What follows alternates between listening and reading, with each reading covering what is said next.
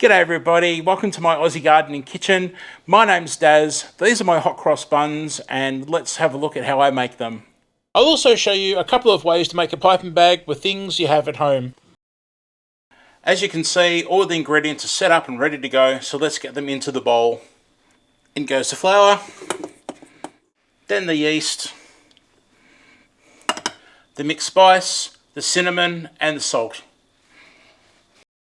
If you're curious as to what goes into the mixed spice, it's ground ginger, coriander, cloves, cassia, and nutmeg. Almost forgot the nutmeg.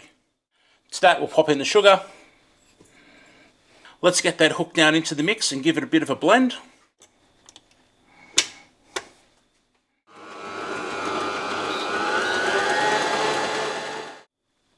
I'm just going to open it up and put in all the wet ingredients. There goes my warm milk, my melted butter, one egg that I've beaten just a little bit and it's at room temperature. Next goes in the fruit. I'm using a fruit mix, such as one that you'd use for a fruit cake. You can use sultanas, by all means, just use sultanas if you like. But I like the fruit mix because it's got the peel in there already. And to that I add, beforehand, I add 2 tablespoons of warm water just to get in there and moisten all the fruit and separate them. And that way I'm not going to have the occasional big lump of fruit that just doesn't break down during the mixing process.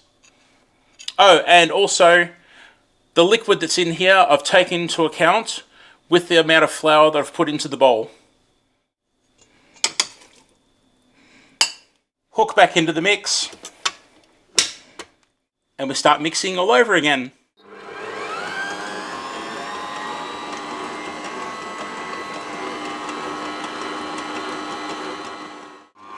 If your mix looks like it's a little bit too soft and too runny, add a little bit more flour, not too much, and make sure if you've got it that you've got the safety guard on your mixer.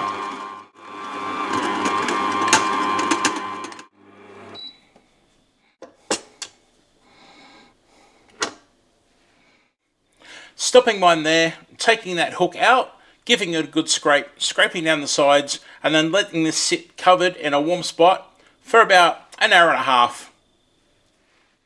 What you're looking for is a really nice, smooth consistency on the surface. You can mix this by hand and knead it on the bench if you like, not a problem. Give yourself about 10 to 12 minutes.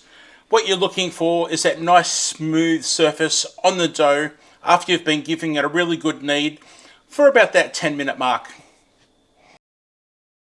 So now I just cover it with cling wrap and leave it for that hour and a half in a warm spot. This video has been made possible today by Fruitless International, who've provided me with this awesome Optimum Bon Appetit stand mixer, and as you can see, it's doing the job quite nicely indeed. Alright, so it's been about an hour and a half later and the dough has pretty much risen to twice its size. So let's get the plastic off it and get it out of the bowl and get going. I've got a small bowl here with flour in it, just my fingers, and then that way I can get my fingers into the flour and things aren't going to stick to my fingers as I'm working with the dough. Just a little bit of flour onto the dough and some on my hands, and I'm just going to push down and push a bit of that air out of it, like so, and then roll that, and then just shape it up and roll it into a bit of a sausage. Don't be afraid to put a little bit of flour on the bench if you think it's going to stick to the bench on you. Not too much though. So what you can do now is you can either get a ruler and measure it and then go halfway and then measure your individual buns that way, or just roughly guess. I'm going to roughly guess. I guess I've got that experience, but by all means, if you think a ruler is going to help you, just do it. It's perfectly fine and it makes sense. So what I'm doing is I'm actually cutting it in half, cutting those halves in half,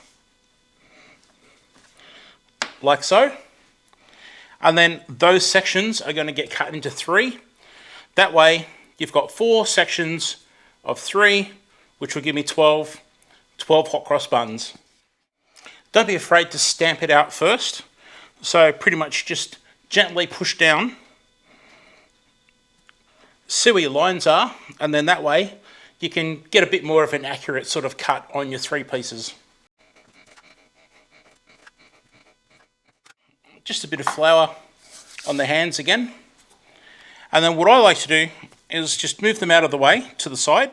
And there's 2 ways you can go about it. You can either get those middle sections that are exposed on each end, put it down onto the bench, and then just squeeze in like that, keeping the cut section down below and the cut section up above, and then cupping it with your hand and going in a circle. And what that will do is it will start to grip the bench, and it's going to give you a nice tight ball of dough. There you go, just like that. I should have showed you this beforehand. So what I like to do is get a baking tray, the one that I'm obviously going to use, line it with baking paper, and cut the baking paper so it fits nicely in the bottom, but let it overhang the edges. And then with my fingernail, I just push into the ends. So then what's going to happen is it's going to sit flat and then go straight up on the ends. And then you've got a bit of overhang. So when you bake off the hot cross buns, you can grab these bits of paper on the end and lift them up like handles, and away you go.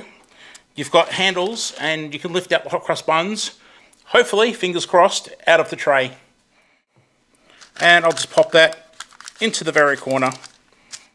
Now, another way you can do it is to get your dough and just pull the bottom and pinch it underneath on, think of north, south, east and west. So I've just done east and west, and then north and south. Pinch it, pull it under, and then pinch it together. And what I'm doing is then say north, south, east, west again. Turn it slightly, north, south, east and west. Pull it tightly, north, south, east and west. Pull it tightly. And then what you've done is you've got a bun shape there.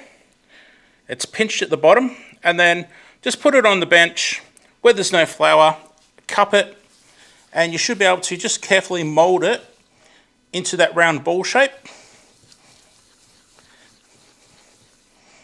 And there you go. You've got a nice tight round ball of dough. So now what I'll do is I'll get some cling wrap. I'll lay the cling wrap or the cling film roughly the distance of the tray plus just a little bit left over. And then I've got some canola oil spray here. I'm just going to spray that just lightly. So there you go.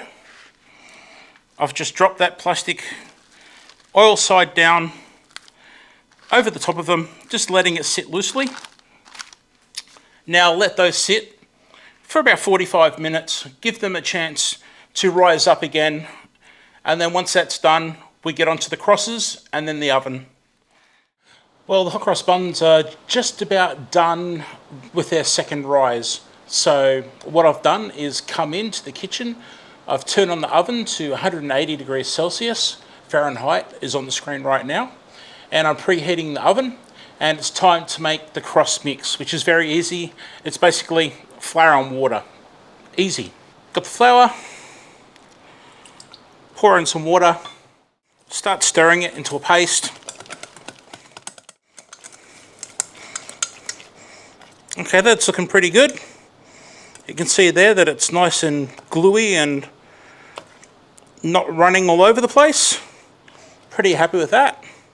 Now the next thing you're probably saying is, I don't have a piping bag. Don't worry, I have 2 solutions for that. First solution is to grab some greaseproof paper, baking paper, cut it into, we'll rip off, say, a square type shape, and fold it kind of like a triangle. Make 2 triangles. Run your finger like so. Start it off with the sharp knife And slicing away from you, you've now got 2 triangles. Take the longer side of the triangle and have it facing in towards your belly, and then tuck your thumb underneath and put your 4 fingers on top. Then what you do is with your thumb and your hands, roll that tip inside, pulling the bottom towards your fingers and pulling it tight. And you'll want to bring that tip that was down the bottom up with the other tips up here. And then what you can do is take your fingers out, fold over like so, make a nice firm crease, and you've got yourself a piping bag. If you have to, you can pull on it, pull on the outer part, and make that crease tighter. If you think there's a bit of a gap there, a bit of a hole, so close that hole. There you go. You've got yourself a piping bag. So we'll open up the Ziploc bag and we'll fold over just about a ½ inch at the top. And then put your fingers in, spread it open, and just have it stand up by itself like a well. Grab a spatula and your bowl of your mix, and just with the spatula pour the mix into the bag.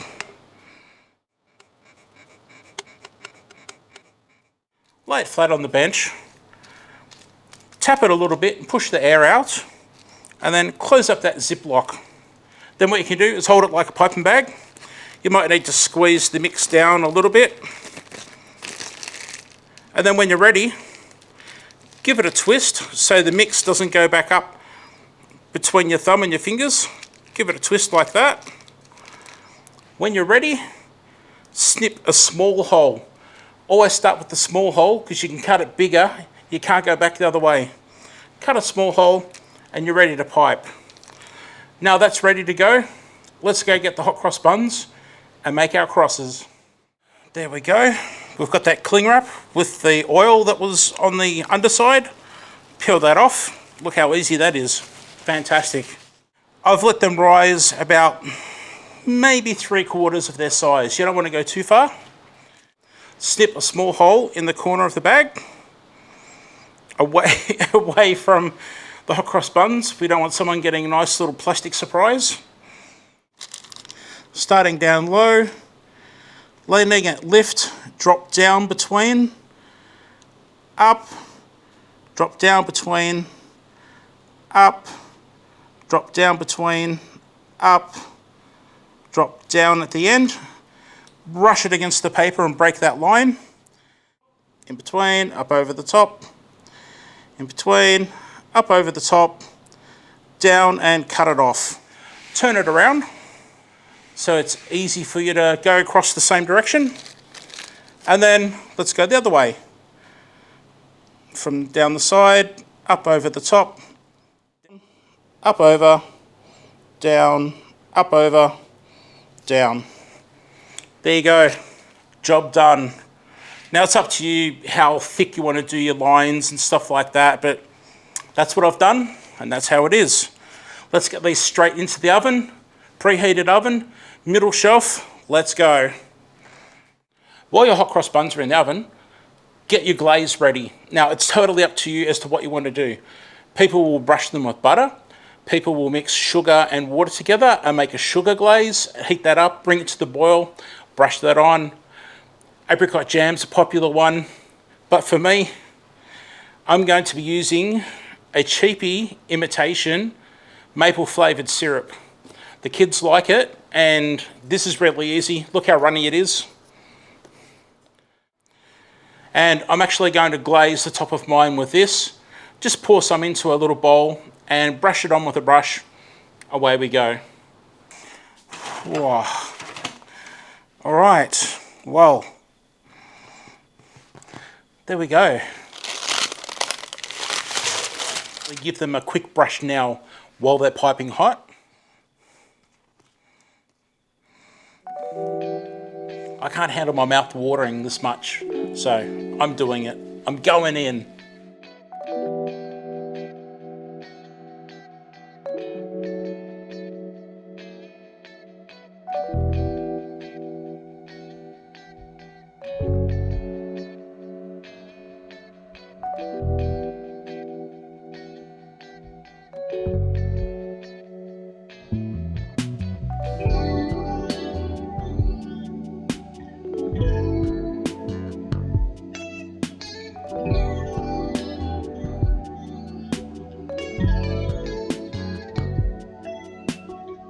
I really do enjoy this recipe with the mixed fruit rather than just plain old sultanas, and that really sticky glaze of the maple syrup, or the imitation maple syrup, is fantastic. We just like it, and as you can see, they're so shiny and sticky, and oh, I can't wait. It's driving me crazy. Thank you so much for being here and watching this video today. I do appreciate it. If you wouldn't mind checking out this video that's appearing on the screen right now, that would be fantastic. And hopefully I'll see you in the next video. Bye for now.